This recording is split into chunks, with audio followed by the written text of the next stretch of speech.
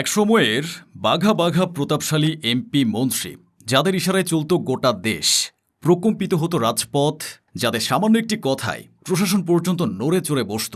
বড় বড় SP ডিসিরা sir sir বলে মুখে ফেনা তুলে ফেলত।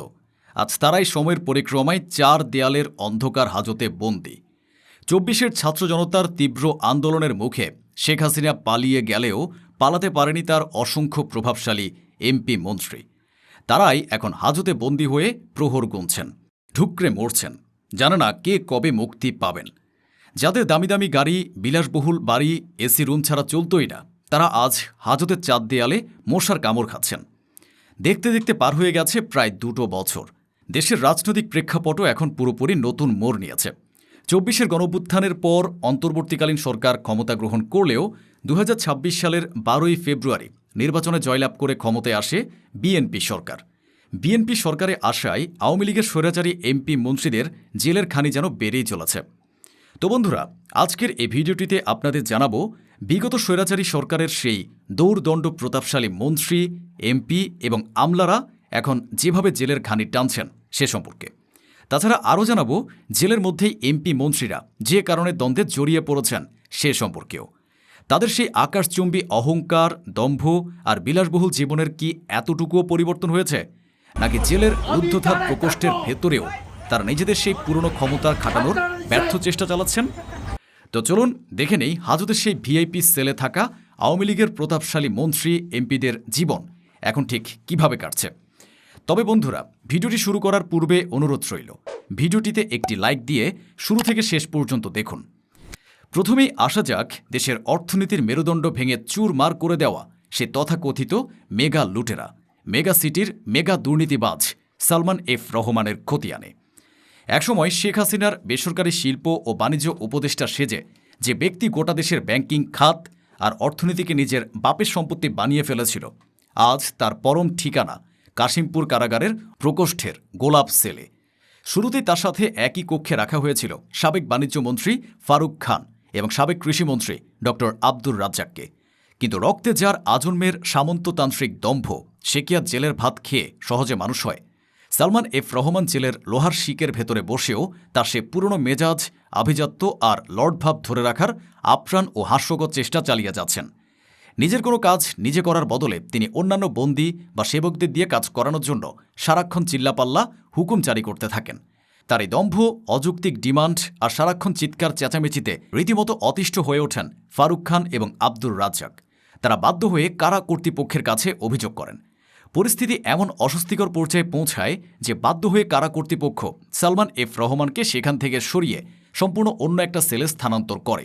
এখানেই শেষ নয়, এ অর্থ পিশাচের ঔদ্ধত্যের কোটি মানুষের রক্ত চুষে খাওয়া এই গডফাদার জেলের ভেতরে বসেও নাকি রাজকীয় কায়দায় সোফায় হেলান দিয়ে টেলিভিশন দেখার আবদার করেছিলেন। কিন্তু কারা কর্তৃপক্ষ তার সে অযৌক্তিক আবদার সরাসরি নাকচ করে দেয়। অন্যদিকে একসময়ের দাপুটে কৃষিমন্ত্রী ডক্টর আব্দুর রাজ্জাকের অবস্থা আবার সম্পূর্ণ ভিন্ন এবং চরম লজ্জাজনক ও করুণ। ক্ষমতার মসনদে বসে যিনি এক সময় ধরাকে সরাজ্ঞান করতেন, দেশের কৃষিখাতকে নিজের ক্ষমতার রাজত্ব বানিয়েছিলেন, সে অহংকারী রাজনীতিক আজ জেলের চার দেয়ালের মাঝে মানসিকভাবে পুরোপুরি পঙ্গু ও ভেঙে চূর্ণ বিচূর্ণ হয়ে গেছেন। কারারক্ষীদের গোপন সূত্রে জানা যায়, প্রায়শই এই পতিত মন্ত্রী সেলের এক অন্ধকার কোণে কুঁকড়ে বসে কুকুরের মতো কুঁই কুঁই করে অঝরে কাঁদতে দেখা যায়। অহংকারের সপ্তম আসমান থেকে এক ঝটকায় জেলের নোংরা ধুলোয় লুটিয়ে পড়ার এ চরম ও মর্মান্তিক পতন তিনি কিছুতেই মেনে নিতে পারছেন না। নিজের মনকে কোনো সান্ত্বনাই দিতে পারছেন না এই সাবেক দণ্ডমুণ্ডের কর্তা। এদিকে ডিজিটাল বাংলাদেশের নামে হাজার হাজার কোটি টাকা লোপাটকারী সাবেক আইসিটি প্রতিমন্ত্রী জুনায়েদ আহমেদ পলকের জেল জীবন কাটছে এক অদ্ভুত মানসিক দৈন্যতা আর সস্তা ভাড়ামির মধ্য দিয়ে। কারাগারের ভেতরের এ সাইবার প্রতারক নাকি প্রায়শই আপন মনে গুনগুন করে গান গেয়ে সময় পার করে, যেন সে কোনো অপরাধী নয়, বরং কোনো এক প্রমোদ কারণে অবকাশ যাপনে এসেছেন। তিনি আদালতের প্রিজন ভ্যান থেকে নামার সাথে সাথেই যখনই সে সাংবাদিকদের ক্যামেরার ফ্ল্যাশ দেখে, অমনি তার ভেতরের সেই মজ্জাগত ভণ্ড অভিনেতা আর ক্যামেরাবাজ সত্তাটি প্রবলভাবে জেগে ওঠে। লোক হাসানোর এ চরম ও সস্তা নাটক মঞ্চস্থ করতে দ্বিধা করেন না এই পতিত মন্ত্রী। সম্প্রতি এই নির্লজ্জ প্রতারককে ক্যামেরার সামনে আর্জেন্টিনার জার্সি গায়ে দিয়ে হাজির হতে দেখা গেছে। তার সে করুণ চাহনি আর ধূর্ত অঙ্গভঙ্গি দেখে মনে হচ্ছিল যেন সে কোনো নিষ্পাপ গো বেচারা ছাড়া আর কিছুই নয়। তবে এমন সব নাটকীয় মন্তব্য বা অঙ্গভঙ্গি করার চেষ্টা করলেও তিনি ভাইরাল হতে পারছেন না পারছেন জেল হতে বের হতে। জেলের এ জীবনে তার সাথে একই সেলে রয়েছেন সাবেক মুক্তিযুদ্ধ বিষয়ক প্রতিমন্ত্রী বি তাজুল ইসলাম। চোখ রাখা যাক আরেক দাপুটে নেতা সাবেক নৌ পরিবহন মন্ত্রী শাহজাহান খানের দিকে, যাকে নিয়ে পুরো দেশে সবসময় আলোচনা সমালোচনা চলত। জেলের ভেতরেও তার সেই উগ্র মেজাজের কোনো পরিবর্তন হয়নি। তাকে যখন শুনানির জন্য আদালতে নেয়ার উদ্দেশ্যে সেল থেকে বের করা হয়, তখন তিনি কোনোভাবেই নিয়ম মেনে হেলমেট বা বুলেট প্রুফ জ্যাকেট পরতে রাজি হন না। উল্টো পুলিশ এবং কারারক্ষীদের তিনি অত্যন্ত অকথ্য ভাষায় গালিগালাজ করেন। এমনকি আশেপাশে থাকা সাধারণ মানুষ বা সংবাদকর্মীদের দেখলেও তিনি চরম ক্ষিপ্ত হয়ে ওঠেন এবং কথায় কথায় রাজাকারের বাচ্চা বলে গালি দিতেও ছাড়েন না। ক্ষমতার দম্ভ যে এখনও তার শিরায় শিরায় বইছে, এটা তার আচরণে স্পষ্ট। ঠিক একই রকম অদ্ভুত দ্বৈত চরিত্রে দেখা যায় সাবেক তথ্যমন্ত্রী হাসানুল হক ইনুর মাঝে। আদালতে নেওয়ার সময় সাংবাদিকদের ক্যামেরার সামনে তিনি হয়তো কিছুটা হাসি মুখে পোজ দেওয়ার চেষ্টা করেন, কিন্তু জেলের ভেতরে তার আসল রূপ বেরিয়ে আসে। সামান্য কিছুতে তিনি ক্ষিপ্ত হয়ে ওঠেন এবং অন্যান্য বন্দীদের কথায় কথায় রাজাকারের বাচ্চা বলে গালিগালাজ করে বসেন। এবার নজর দেওয়া যাক সাবেক শিক্ষামন্ত্রী ডাক্তার দীপু মনির দিকে, যিনি একসময় তার চরম ঔদ্ধত্যপূর্ণ বক্তব্য, ধরাকে সরাজ্ঞান করা, অহংকার আর খামখেয়ালিপনার জন্য প্রতিনিয়ত খবরের শিরোনাম হতেন।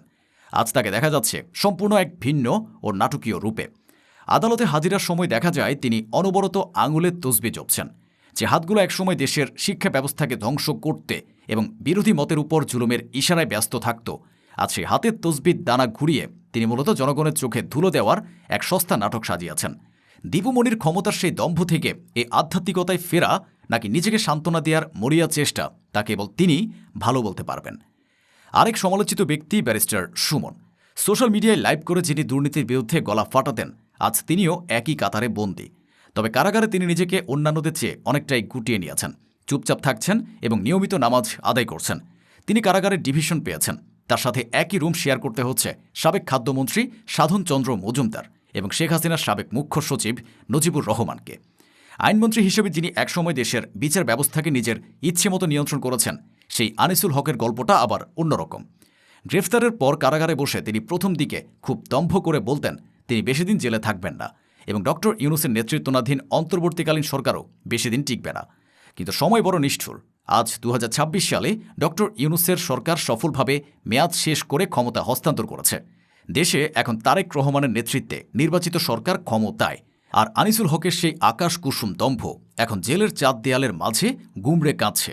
তার দাম্ভিক ভবিষ্যদ্বাণী যে কতটা আশার ছিল, তা আজ দিনের আলোর মতোই পরিষ্কার। জুলাই আগস্ট গণঅভ্যুত্থানের অন্যতম মাস্টারমাইন্ড সাবেক আইজিপি আবদুল্লাহ আল মামুন এবং ঢাকা উত্তর সিটির সাবেক মেয়র আতিকুল ইসলামকে রাখা হয়েছে কাছাকাছি সেলে। মামুন তার বেশিরভাগ সময় কাটাচ্ছেন বই পড়ে এবং তিনি এখন রাজসাক্ষী। তার স্ত্রী তাকে প্রচুর বই দিয়ে গেছেন, সেগুলো পড়ে জেলের একাকিত্ব গোছানোর চেষ্টা করছেন তিনি। কারাগারের অন্ধকার প্রকোষ্ঠে এই ভিআইপি খুনি ও লুটেরারা আসলে কি সুযোগ সুবিধা পাচ্ছে? কারাবিধি অনুযায়ী যারা ডিভিশন পেয়েছেন তাদের জুটেছে একটি সাধারণ খাট, কাঁথা, বালিশ, একটি টেবিল, চেয়ার আর মাথার উপরে ঘুরতে থাকা একটি সিলিং ফ্যান। সাথে রয়েছে একটি ব্যক্তিগত টয়লেট। প্রতিদিন পড়ার জন্য দেওয়া হয় 2টি খবরের কাগজ। আর খাবারের মেনুতে আছে সকালে রুটি, সবজি, ডিম, দুপুরে ও রাতে মোটা চালের ভাত, ডাল আর নামমাত্র মাছ বা মাংস। মাসে মাত্র একবার পরিবারের সাথে দেখা করার অনুমতি মেলে, আর সপ্তাহে মাত্র 10 টাকার বিনিময়ে 10 মিনিট ফোনে কথা বলার সুযোগ পায় তারা। সার্বক্ষণিক স্বাস্থ্য পরীক্ষার জন্য ডাক্তার থাকলেও এ সামান্য সুবিধা কি তাদের সে রাজকীয় জীবনের অভাব পূরণ করতে পারে? কখনোই না।